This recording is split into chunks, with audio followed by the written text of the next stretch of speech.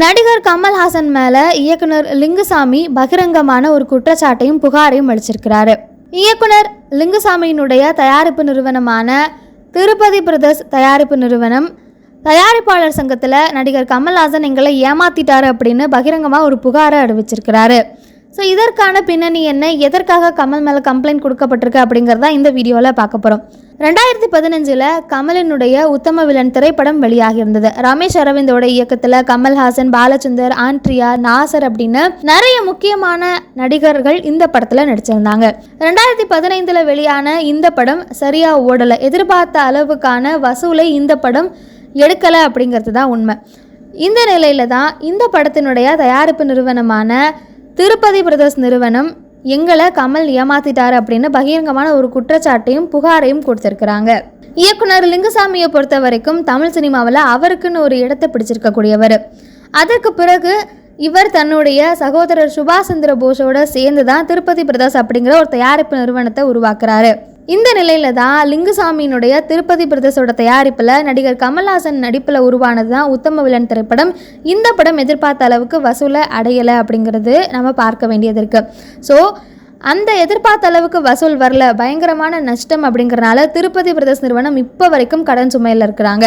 So அப்போ அந்த படம் படுதோல்வி அடைந்தப்போ கமலுக்கும் திருப்பதி பிரதர்ஸ் நிறுவனத்துக்கும் ஒரு ஒப்பந்தம் கையெழுத்தாயிருக்கு. அது என்ன கான்ட்ராக்ட் அப்படின்னா, இந்த படத்தில் ஏற்பட்ட நஷ்டத்தை ஈடு செய்யறதுக்காக நான் மறுபடியும் உங்களுக்கு ஒரு படம் நடிச்சு தரேன் அப்படின்னு கமல் சொல்லியிருந்ததா சொல்லப்படுது. ஆனால் கிட்டத்தட்ட 9 ஆண்டுகள் ஆகியும் இப்போ வரைக்கும் கமல் அதற்கான எந்த விதமான முன்னெடுப்பையும் எடுக்கல அப்படின்னு திருப்பதி பிரதர்ஸ் தயாரிப்பு நிறுவனம் தரப்புல இருந்து சொல்லப்படுது. அதற்கு பிறகு அவர் நிறைய படம் பண்ணிட்டாரு, ஆனால் எங்களுக்கு இன்னும் கால் ஷீட் கொடுக்கல அப்படின்னு சொல்றாங்க. ஸோ அதனால நாங்கள் இப்போ ரொம்ப கஷ்டத்தில் இருக்கோம். இப்போ வரைக்கும் எங்களால் அந்த கடனை அடைக்க முடியல. 9 வருடங்கள் ஆகியும் எங்களால் அந்த கடனை அடைக்க முடியல.